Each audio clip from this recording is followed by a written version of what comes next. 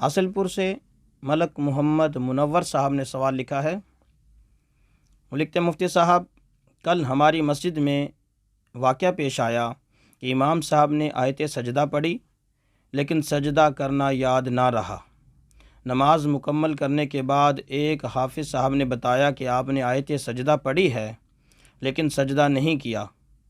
اب ہمارے لیے کیا حکم ہے؟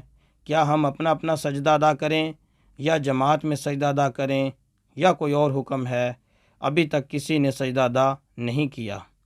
محمد منور۔ جی میرے محترم بھائی، اگر آیت سجدہ نماز میں پڑھی جائے اور پھر وہ سجدہ اسی نماز میں کسی وجہ سے نہ کر سکے، جیسا کہ امام صاحب کو پتہ نہیں چلا یا بھول گئے یا جو بھی مسئلہ بنا، تو اب یہ سجدہ ادا نہیں ہو سکتا۔ اب اس کا حل صرف توبہ استغفار ہے۔ توبہ استغفار کریں، انشاءاللہ اللہ سے امید ہے کہ اللہ اس خطا کو معاف کر دیں گے۔ بہرحال اس سجدے کی اب قضا نہیں ہو سکتی، یہ سجدہ اب ادا نہیں کیا جا سکتا۔